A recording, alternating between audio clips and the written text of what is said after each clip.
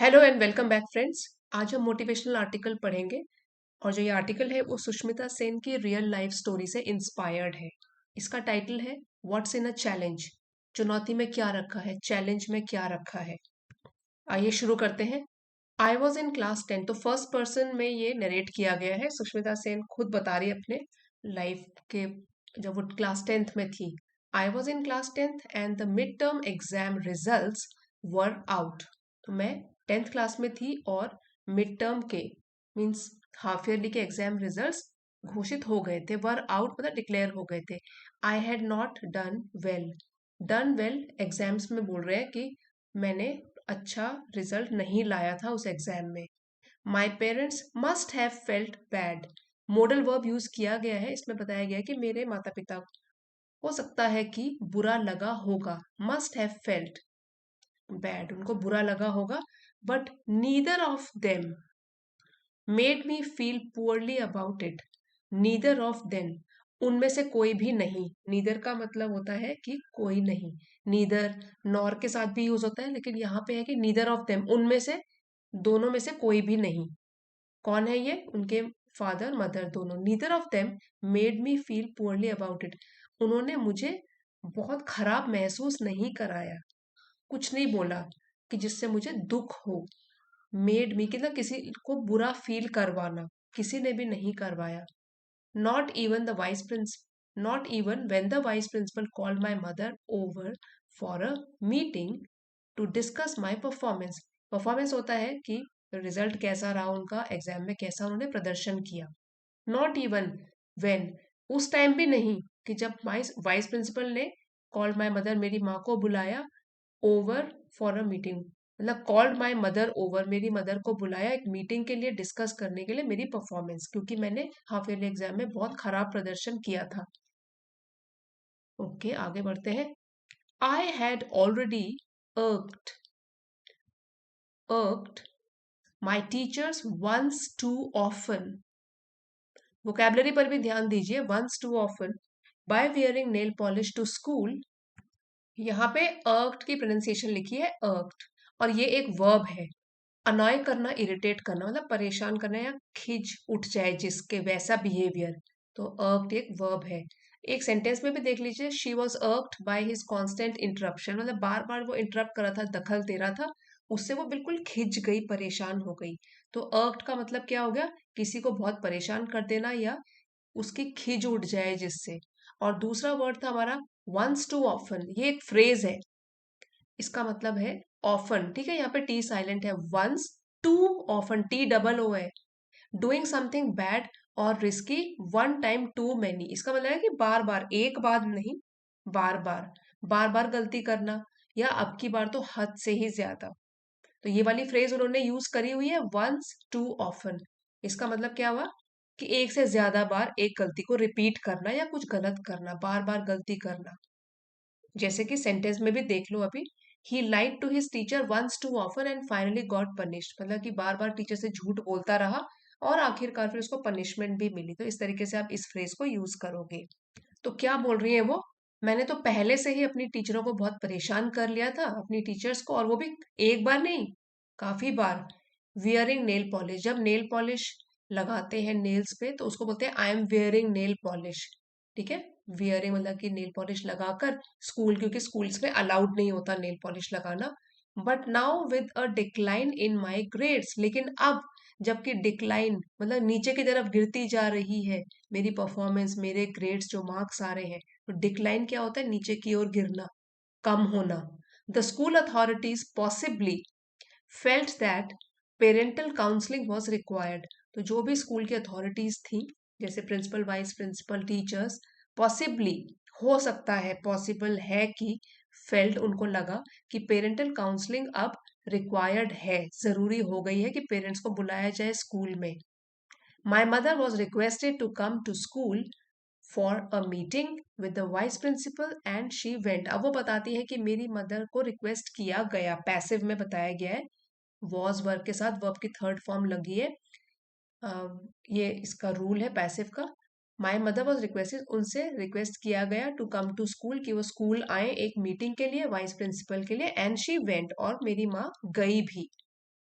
Miss Sen, अब देखिए यहाँ इन्वर्टेड कॉमर्स में है तो ये इनके शब्द हैं, वीपी मीन्स वाइस प्रिंसिपल के शब्द हैं। मिस सेन उनकी मदर को कह रही है, your daughter has not done well in her mid term exams, कि आपकी बेटी ने अच्छा परफॉर्म नहीं किया है मिड टर्म एग्जाम्स में।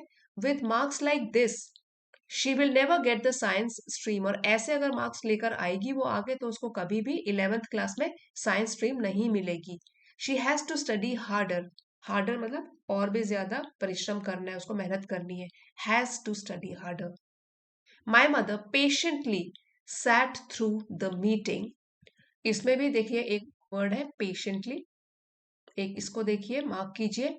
दूसरा है सैट थ्रू समथिंग, पेशेंस से बना हुआ है पेशेंटली, इसका मतलब होता है कि अपना धैर्य लगा के, मतलब कि धैर्य पूर्वक, इन अ काम एंड टॉलरेंट वे, पूरा धैर्य रख के, क्योंकि उनको वाइस प्रिंसिपल से मिलना है।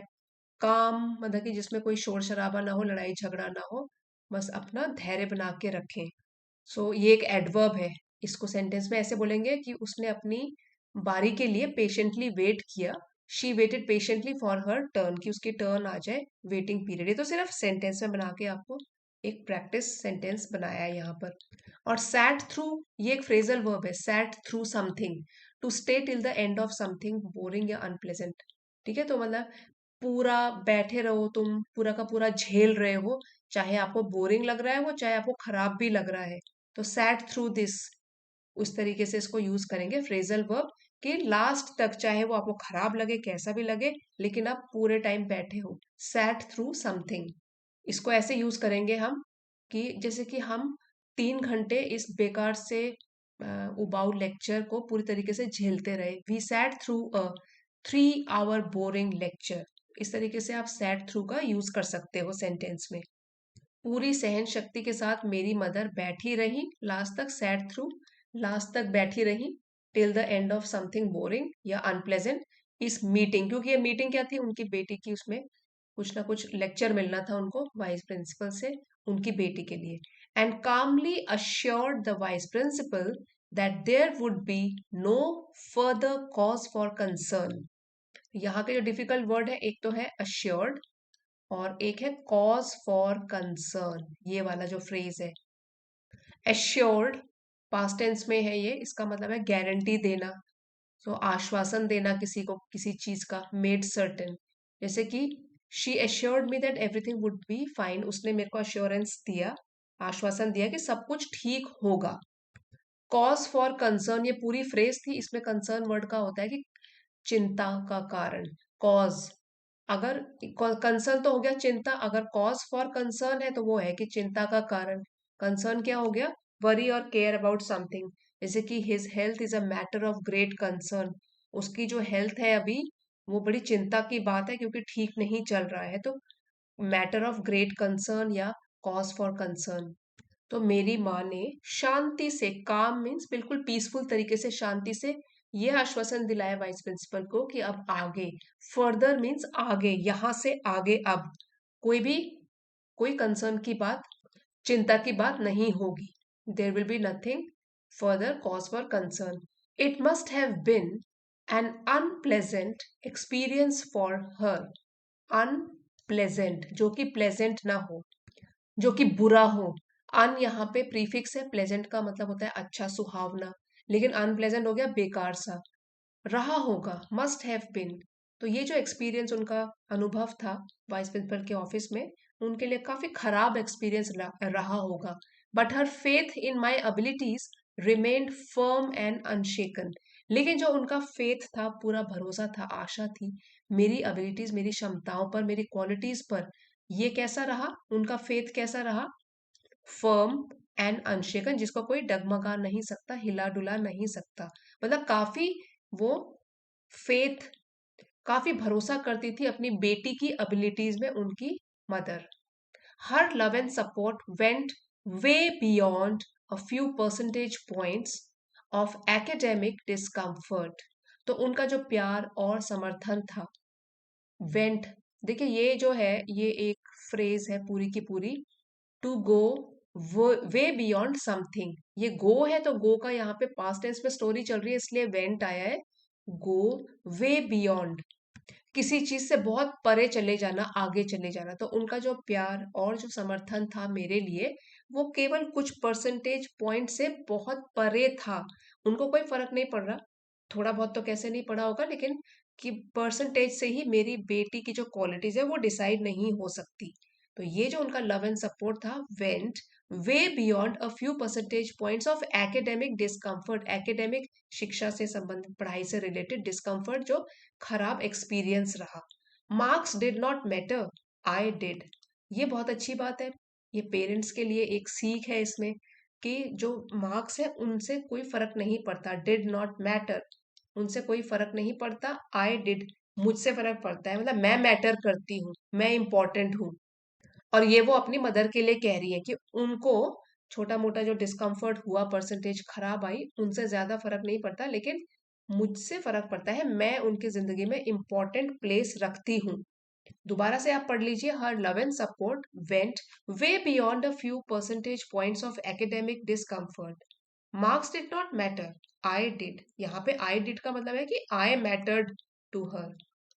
ठीक है, मेरा मतलब मैं कैसी हूं इससे फर्क पड़ता था, सिर्फ मार्क्स से नहीं। But despite all the equanimity equanimity expressed by my mother, यहां आपके लिए प्रोनाउंसिएशन लिख दी है, equanimity expressed by my mother, I could not get that meeting out of my head. ये दो एक्सप्रेशन है यहाँ पे याद करने के लिए इस लाइन में। सो इक्वेनिमिटी, यहाँ पे प्रोनाउंसिएशन लिखी है, ये एक नाउन है, इसका मतलब होता है calmness of mind, specially under stress. मतलब कि जब स्ट्रेस होता है, तनाव होता है, उसमें भी अगर आप संतुलन और धैर्य बना के रखते हो, पेशेंस बना के रखते हो, उसको बोलते हैं equanimity. Equanimity, she accepted the bad news with remarkable equanimity, कि उसने बुरी खबर को बड़े धैर्य पूर्वक स्वीकार किया, संतुलन बना के रखा, अपने दिमाग का बैलेंस बना के रखा। तो equanimity means calmness of mind. यहाँ वो बताना चाहती हैं कि जो मेरी मदर ने दिखाया था, एक्सप्रेस किया था, इक्वेनिमिटी, कामनेस ऑफ माइंड, इसके बावजूद, ठीक है, डेस्पाइट हो गया कि इन सब चीजों के बावजूद भी आई could not get that meeting out of my head, मतलब कि मेरे दिमाग में वो घूमता ही रहा, ये वाला एपिसोड जो प्रिंसिपल के सामने मेरी मदर को मेरे बारे में बोला गया था। आई could not get that meeting out of my head, मतलब कि अपने दिमाग से मैं बाहर नहीं निकाल पाई उस मीटिंग को। The very thought of my mother being called again by the VP was repugnant, repugnant to me। यहाँ पे आप दो चीजों का ध्यान दीजिए, एक तो ये वाला नया वर्ड हो गया रिपग्नेंट, दूसरा है वेरी, किस तरीके से यूज किया गया है यहाँ पे। तो ये जो थॉट, मतलब इस पर जोर देने के लिए यहाँ पे वेरी यूज किया गया है, कि ये पर्टिकुलर थॉट। तो यहाँ पे ये एडजेक्टिव की तरह यूज किया गया है एम्फेसाइज करने के लिए कि आप इसकी बात कर रहे हैं। ये पर्टिकुलर थॉट, मेरी मदर बीइंग कॉल्ड अगेन, कि जिनको दोबारा से बुलाया गया वाइस प्रिंसिपल के द्वारा, अब ये वाला जो थॉट था ना, वो कैसा था मेरे लिए, रिपग्नेंट, डिस्गस्टिंग था। अब रिपग्नेंट यहाँ पे एडजेक्टिव है, ठीक है, यहाँ प्रोनाउंसिएशन है डिस्गस्टिंग, जिस जो कि काफी आपको बुरा फील करवाए, आपत्तिजनक या घृणा, नफरत सी हो, ऑफेंसिव हो। ठीक है, एडजेक्टिव है, एक तरीके की फीलिंग बता रहा है कैसा था, कि रिपग्नेंट थॉट था। अब जिस सेंटेंस में देखो, the idea of cheating is repugnant to me, मतलब चीटिंग, किसी को धोखा देना, चीट करना, ऐसा ये जो आइडिया है मेरे को तो ये बहुत खराब लगता है, मतलब गुस्सा आता है, डिस्गस्ट फील होता है। तो उनको भी ये वाला विचार, ये पर्टिकुलर विचार, थॉट, कि उनकी मदर को दोबारा बुलाया गया था वीपी के पास, ये वाला थॉट उनको बहुत ही डिस्गस्टिंग लगा। So I took it as a challenge to get good marks in the final exam. So जैसे कि आप सुष्मिता सेन को तो जानते ही हो, वो मिस यूनिवर्स बनी थी, सबसे पहली मिस यूनिवर्स इंडिया की। तो उन्होंने इस चीज को एक चैलेंज की तरह लिया, चुनौती की तरह, कि वो अच्छे मार्क्स लाके दिखाएंगी फाइनल एग्जाम में। तो सुष्मिता सेन हम सब जानते हैं 1994 में वो इंडिया से फर्स्ट मिस यूनिवर्स चुनी गई थी, और उस समय वो 18 साल की थी। तो ये तो वो अपनी स्टोरी बता रही है पुरानी, जब वो 10th क्लास की थी। आगे बढ़ते हैं। Around the same time I had bagged my first few modelling assignment. Around the same time मतलब इसी टाइम के दौरान, बैग्ड मतलब मुझे मिले थे, या मैंने जीते थे, ऐसे भी बोल सकते हो कि आई हैड वन। ठीक है, मतलब कि जीतना। My first few modelling assignment, कुछ मॉडलिंग असाइनमेंट, जो पहले कुछ मॉडलिंग असाइनमेंट थे वो भी मैंने उसी टाइम के दौरान जीते थे। It was a new and thrilling experience for me, इसलिए बिल्कुल नया और रोमांच करने वाला, खुशी देने वाला एक अनुभव था मेरे लिए। And quite intoxicating too, intoxicating, यहाँ पे इंटॉक्सिकेटिंग एडजेक्टिव है जिसका मतलब है एक्साइटिंग, कॉजिंग स्ट्रॉन्ग फीलिंग्स, मतलब ये काफी अच्छा, जिसमें कि मुझे बहुत अच्छा लगा इसमें कुछ मॉडलिंग असाइनमेंट्स जीत कर। तो इंटॉक्सिकेटिंग को ब्रेथ टेकिंग भी बोल सकते हो, या इंटरेस्टिंग बोल सकते हो, इंस्पायरिंग भी बोल सकते हो। The perfume had an intoxicating fragrance, यहाँ पे इंटॉक्सिकेटिंग मतलब कि जो बिल्कुल एक नशा दे दे, इंटॉक्सिकेटिंग। अपना उस टाइम का एक्सपीरियंस बता रही है, 10th क्लास के आसपास का। तो यहाँ पे वो क्या बोल रही है कि ये जो नया एक्सपीरियंस हुआ जिसमें कि मैंने जीते कुछ छोटे मोटे फर्स्ट फ्यू मॉडलिंग असाइनमेंट, वो मेरे लिए बहुत अच्छे एक्सपीरियंस थे, थ्रिलिंग और काफी इंटॉक्सिकेटिंग भी थे, जो मुझे काफी इंस्पायरिंग या एक्साइटिंग फील करा रहे थे। But I could not let that interfere with my intent to improve my academic performance.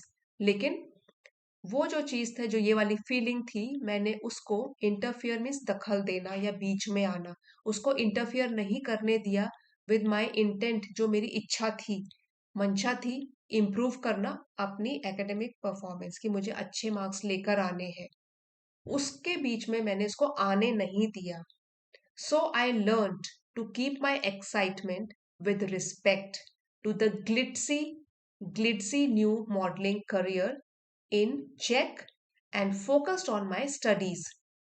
तो यहाँ पे क्या है, ग्लिट्जी एक न्यू वर्ड है आपके लिए, ग्लिट्जी, और चेक, इन चेक। ठीक है, ये हो गया। वो बता रही है, पहले इंटरफेयर हमने कर लिया था कि बीच में पढ़ना, हस्तक्षेप करना, बीच में पड़ जाना, निजी मामलों में हस्तक्षेप मत करो। क्या हो गया, मतलब बीच में पढ़ना, don't interfere in their personal matter, उनके निजी मामले हैं ये, उनके बीच में मत पढ़ो तुम। ये होता है, एक वर्ब है ये, इंटरफियर, इंटरफियर। और ग्लिट्सी आपको बताया था, ये एक एडजेक्टिव है, इसका मतलब है कि चकाचौंध से भरा हुआ, चमकदार, दिखावटी। मॉडलिंग का जो एक पूरा का पूरा करियर होता है, वो पूरा चमकदार, चकाचौंध से भरा हुआ होता है। और ग्लिट्सी को कैसे यूज कर सकते हो, party was full of ग्लिट्सी decoration, मतलब कि चमकदार वाली सजावट से भरा हुई थी पार्टी। तो यहाँ पे अच्छी बात बता रही है वो, कि मैंने सीख लिया था, सो आई लर्न, मैंने सीखा, टू कीप, रखना, माई एक्साइटमेंट, अपने एक्साइटमेंट को काबू में रखना, इन चेक मतलब काबू में रखना, ये उन्होंने सीखा, काबू में रखना, and focused on my studies, और अपनी स्टडीज में मैंने पूरा ध्यान देना शुरू किया। सो यहाँ पे जैसे with respect to the glitzy new modelling career, ये एक्स्ट्रा जानकारी है, एक्साइटमेंट जो कि इसकी वजह से था, ग्लिट्जी मॉडलिंग करियर, जो नया नया मॉडलिंग का करियर मेरी जिंदगी में आया था, इसकी वजह से जो एक्साइटमेंट हो रहा था उसको मैंने काबू में रखा और मैंने फोकस किया पूरा का पूरा पढ़ाई में। I had taken up a challenge and had no intention of giving up, अब मैंने चुनौती अपने हाथ में ले ली थी कि मुझे तो अच्छा परफॉर्म करके दिखाना है, और मेरी कोई भी इच्छा नहीं थी गिविंग अप, हार मानने की, कि मैं कुछ भी कॉम्प्रोमाइज करूं मैं पढ़ाई को लेकर। The next few months flew by, अगले कुछ महीने बिल्कुल जल्दी से उड़ गए, मतलब टाइम जल्दी से बीत गया। और वो भी यहाँ पे कुछ महीने, फ्लू बाय मतलब बीत गया। I now had a mini CV of my own. अब यहाँ पे जो न्यू वर्ड्स है, एक तो है मिनी, छोटा, और सीवी। सीवी इसकी फुल फॉर्म है करिक्युलम वीटाई, यहाँ पे लिख लेती हूँ। तो इसकी जो फुल फॉर्म होती है सीवी की, वो है करिक्युलम, करिक्युलम वीटाई, इसको बोलते हैं करिक्युलम वीटाई, इसकी फुल फॉर्म है ये। और इसका मीनिंग होता है कि एक तरीके की लिस्ट, फॉर्मल लिस्ट, आपका एजुकेशन और आपका वर्क एक्सपीरियंस जिसमें लिखा होता है। ठीक है, जिसको हम रेज्यूमे भी कई बार बोल देते हैं, रेज्यूमे, जिसमें कि हमारा वर्क एक्सपीरियंस, पढ़ाई लिखाई, और कोई अगर इंटर्नशिप करी है, कोई प्रोजेक्ट करा है, रेज्यूमे उसमें पूरा का पूरा लिख के देते हैं। तो ये कह रही है कि अगले कुछ महीने तो जल्दी से बीत गए। I now had a mini CV of my own, कि अब तो मेरा एक खुद का भी छोटा सा सीवी था, करिकुलम वीटाए मीन्स मेरा वर्क एक्सपीरियंस और education. Often it is use when you are trying to get a new job, तो ये बता रही है listing the various assignments and ramp walks that I had done so far. तो इन इसमें जो मैंने लिस्ट किया था उसमें क्या था, कुछ असाइनमेंट्स जो करी थी और रैंप वॉकिंग करी थी, कुछ फैशन शोज किए थे अब तक। सो फार मीन्स अब तक। But that did not shift my focus from studies and I put in many hours of hard work pouring over my books. तो अब ये कह रही है कि ये सब होने के बावजूद भी मैंने अपना फोकस बना के रखा, इसने मेरा फोकस स्टडीज में से शिफ्ट नहीं किया, ध्यान नहीं भटकाया ये सब चीजों ने। And I put in many hours, मतलब कि मैंने दिए काफी घंटे हार्ड वर्क के पोरिंग ओवर माई बुक्स। अब ये जो वर्ड है पोरिंग, ये एक वर्ब है और इसका मतलब है स्टडिंग समथिंग केयरफुली, किसी चीज को बहुत ही ध्यान से पढ़ना। She was pouring over the old manuscripts, की वो पुरानी मैन्यूस्क्रिप्ट्स को बहुत ध्यान से पढ़ रही थी। तो पोरिंग का मतलब क्या हुआ, बहुत ध्यानपूर्वक पढ़ना। तो उन्होंने काफी मेहनत करी, ध्यानपूर्वक अपनी किताबों को पढ़ा। The exams went off to my satisfaction and I was overjoyed with the result. तो जो एग्जाम्स है वो मेरे संतुष्टि के अनुसार गए, मतलब अच्छे गए। एंड आई वॉज ओवरजॉयड, बहुत खुश हुई मैं, विद द रिजल्ट, जो भी रिजल्ट आया। आई हैड डन वेरी वेल, मैंने बहुत अच्छा परफॉर्म किया था फाइनल एग्जाम्स में। At school, a few days later, Ma and I ran into the vice principal. Running into someone, ये एक फ्रेज है। तो ये जो है ran into past tense में है, वैसी फ्रेज है ये, running into someone। और इसका मतलब होता है कि अचानक से किसी से मुलाकात होना। टू मीट somebody अनएक्सपेक्टेडली और बाय चांस। तो at school a few days later, कुछ दिनों के बाद रिजल्ट डिक्लेयर होने के, माँ and I means Sushmita Sen और उनकी माँ अचानक से मिली वाइस प्रिंसिपल से स्कूल में, मतलब मिलने के लिए नहीं गई थी और अनएक्सपेक्टेडली या बाय चांस मिली। Miss Sen, he said, your daughter has done so well. तो प्रिंसिपल ही है यहाँ पे, हमको पता लगा है। तो उन्होंने बोला मिस सेन आपकी डॉटर ने बहुत अच्छा परफॉर्म किया है।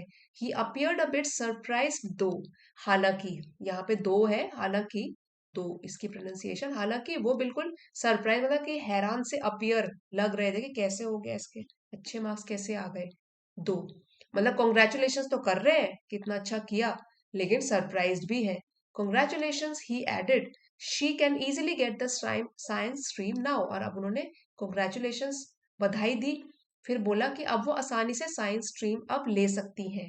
ही then turn to me and asked, Sushmita have you filled up your subject option. और फिर टर्न टू मी मतलब मेरी तरफ मुड़े और उन्होंने मुझसे पूछा कि सुष्मिता क्या तुमने अपने सब्जेक्ट ऑप्शंस फिल कर लिए, कि आपको क्या चाहिए आगे। Yes sir I replied. तो आई यहाँ पे कौन है, सुष्मिता सेन, क्योंकि उन्हीं की लाइफ की हम स्टोरी उन्हीं के द्वारा लिखी गई है, ये पढ़ रहे हैं। उन्होंने बोला हाँ मैंने रिप्लाई दिया उन्होंने कि हाँ हाँ कर लिया है। I have opted for the art stream, मैंने ऑप्ट किया है, चुना है आर्ट स्ट्रीम को। Why arts he asked, a bit puzzled, puzzle मतलब बिल्कुल हैरान हो जाना, अ बिट थोड़ा बहुत पजल्ड होकर, हैरान होकर उन्होंने बोला क्यों आर्ट्स क्यों, you know you can get the science stream now, अब तो तुमको पता है कि तुमको साइंस स्ट्रीम मिल सकती है। I never wanted science I replied. तो मैंने भी उनका जवाब दिया कि मुझे साइंस स्ट्रीम कभी भी नहीं चाहिए थी। माई मदर स्माइल्ड नोइंगली, मेरी मदर इस पर मुस्कुराई, नोइंगली मतलब जानते हुए, क्योंकि उनको तो पता ही था मेरे बारे में। नोइंगली मतलब जानते हुए, ये जानते हुए कि हाँ हाँ इसको तो आर्ट्स ही चाहिए थी। She had known all along that I wanted arts, all along means पूरे समय उनको पता ही था, हैड नोन पता था पूरे समय कि मुझे आर्ट्स चाहिए थी। She had not just watched me study and slog the past few months, she had supported me and assisted me each day each day as well। तो स्लॉग है यहाँ पे नया वर्ड, फिर है सपोर्टेड और है असिस्टेड। स्लॉग का मतलब है बहुत मेहनत करना, work hard for a long time, कड़ी मेहनत करना। इसको आप ऐसे बोल सकते हो कि एग्जाम्स की तैयारी के लिए उसने बहुत मेहनत उसको करनी पड़ी। He had to slog through the exam preparation, मतलब एग्जाम प्रेपरेशन करते हुए उसको बड़ी मेहनत करनी पड़ी, तो ये हो गया स्लॉग। क्योंकि मेरी माँ ने तो मुझे देखा था पढ़ाई करते हुए, कड़ी मेहनत करते हुए, पास्ट पिछले कुछ महीनों से। शी हैड सपोर्टेड, उन्होंने मेरा पूरा सपोर्ट किया था, समर्थन किया था। असिस्टेड हेल्प भी करी थी, ईच डे एज वेल मतलब कि हर दिन भी मेहनत, मतलब असिस्ट मीन्स हेल्प भी करी थी मेरी। Helping me balance my books and ramp walks, मतलब कि बैलेंस बना के रखूं मैं, अपनी पढ़ाई भी करूं और रैम्प वॉक्स भी करूं, मॉडलिंग भी करूं. She understood that I had taken up a challenge and that I would take it seriously, क्योंकि मेरी माँ को सब कुछ पता था, समझ थी इसकी, वो समझती थी कि मैंने एक चैलेंज लिया है कि एग्जाम में मुझे अच्छा करना है, तो वो भी मैंने करके ही दिखा दिया, इसलिए मैं मेहनत करी थी और मैं इसको बहुत ही सीरियसली गंभीरता से लूंगी. तो ये उन्होंने पहले ही, उनको ये सब इसके बारे में पता था.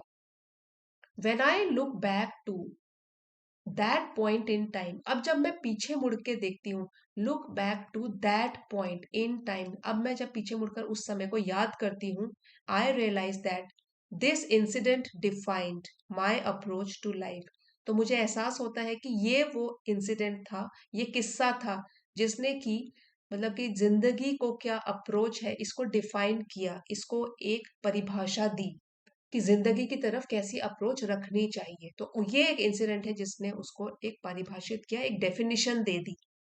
आई believe that a challenge is something to be faced and overcome.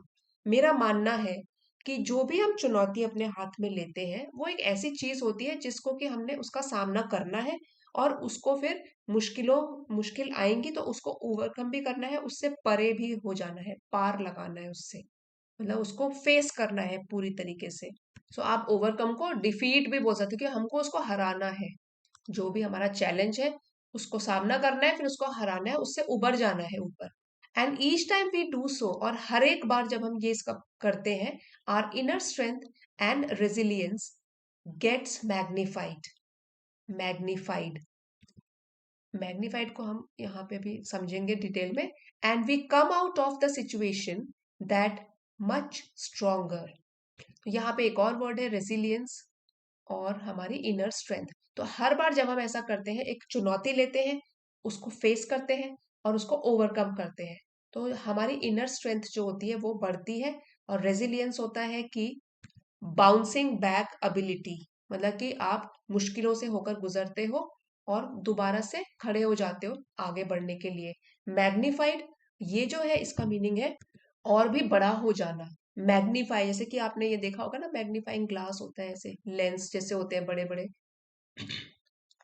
तो ये बोल रहा है कि हमारी इनर स्ट्रेंथ तो मैग्नीफाई होती है, बढ़ती है, और रेजिलियंस भी बढ़ती है, मतलब हम और स्ट्रांग बनते जाते हैं.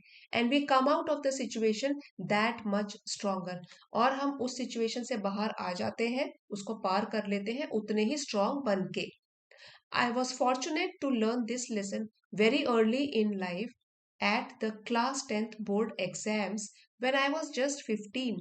Fortunate means lucky होना, और मैं lucky थी सीखने के लिए ये वाला लेसन अपनी लाइफ में बहुत जल्दी, जब मैं क्लास 10th के बोर्ड एग्जाम दे रही थी और मैं सिर्फ 15 साल की थी. This stood me in good stead. ये एक इडियम है, to stand in good stead. यहाँ पे ये भी लिख देती हूँ, टू स्टैंड, और बाकी यही है इन good state.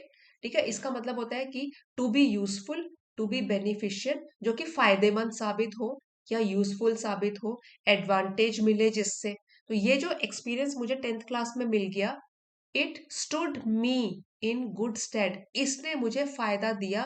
when I took part in the Miss Universe in Miss India pageant at 18 and the Miss Universe pageant a few months later.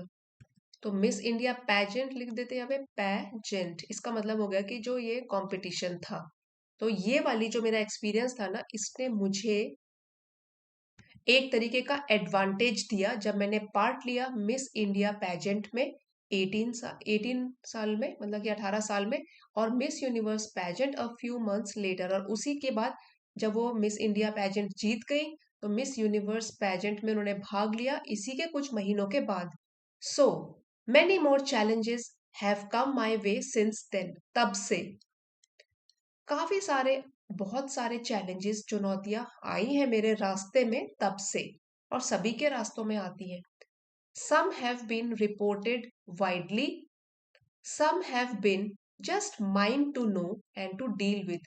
तो कुछ चुनौतियां तो रिपोर्टेड, मतलब कि वो सोशल मीडिया में काफी सारे लोगों के पास उसकी नॉलेज है, रिपोर्ट किया गया उसको, पूरे फैलाया.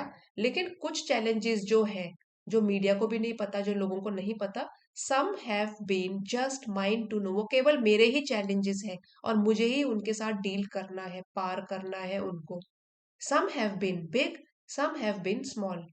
कुछ चुनौतियां, यहाँ चैलेंजेस की बात हो रही है ना, तो कुछ have been, some have been big, कुछ बड़े रहे हैं, कुछ छोटे भी रहे हैं चुनौतियां, but I have dealt with all of them the same way that I did with my 10th board exams. तो डील का पास्ट टेंस हो गया डेल्ट, प्रेजेंट परफेक्ट में हो गया आई हैव डेल्ट, मैंने उनका सामना किया है, उन सब का। द सेम वे, उस तरीके से, दैट आई डिड, जैसा कि मैंने किया अपने 10th बोर्ड एग्जाम्स के टाइम में, मतलब पूरी मेहनत कर दी, पूरा दम लगा दिया जितना है, और सीरियसली उसके ऊपर काम किया। तो यही इसी तरीके से मैंने जो सीखा था अपना एक्सपीरियंस 10th क्लास के टाइम पे, वो मेरी जिंदगी में आगे भी काम आया है। but I have dealt with all of them the same way that I did with my 10th board exam, heads on. So ये जो है ना head on, ये एक फ्रेज है, इसका मतलब है डायरेक्टली, मतलब छुप के नहीं बैठ गई हूँ या उसको टाल नहीं दिया है कि बाद में सोचेंगे, हेड ऑन उसका सामना किया है। ठीक है, हेड ऑन डायरेक्टली या डायरेक्ट को बोलते हैं, पूरा सामना करना, विद कॉन्फिडेंस, पूरे विश्वास के साथ, इन माई सेल्फ, खुद पर विश्वास के साथ, and with a calming assurance that my mother and my family are right behind me. काम से बना है, कामिंग और एश्योरेंस का होता है कि किसी चीज को अश्योर कराना, कि आश्वासन देना। कामिंग शांत करने वाला आश्वासन, एक ये फ्रेज है, ये अ पीसफुल प्रॉमिस और गारंटी। तो ये मेरे पास कामिंग एश्योरेंस है। जैसे आप अगर इसको सेंटेंस में यूज करोगे, his words gave me a Kameng assurance that all would be well, कि उसने जो मेरे को बोला, शब्द बोले, तो वो मेरे को मतलब थोड़ी शांति मिली और आश्वासन मिला कि हाँ हाँ सब कुछ ठीक हो जाएगा। कामिंग एश्योरेंस। तो जो भी चुनौतियां थी उनका मैंने पूरे डायरेक्टली सामना किया एंड कॉन्फिडेंस के साथ अपने पर, विद अ कामिंग एश्योरेंस, और ये एश्योरेंस के साथ या आश्वासन के साथ कि मेरी माँ और मेरी फैमिली मेरे पीछे खड़े हैं, एक पिलर ऑफ सपोर्ट बन के। उनका सपोर्ट मेरे साथ है तो मैं किसी भी चुनौती का सामना कर सकती हूँ। और जैसा कि आप देख सकते हो, ये लिखा गया है सुष्मिता सेन के द्वारा, जो कि उन्होंने अपने चाइल्डहुड की स्टोरी हम सभी के साथ शेयर की है। तो आपके लिए अगर ये वीडियो हेल्पफुल रहा है, please don't forget to like, share and subscribe, और जरूर इस वीडियो को हाइप भी कीजिए। Thank you for watching friends, see you next time.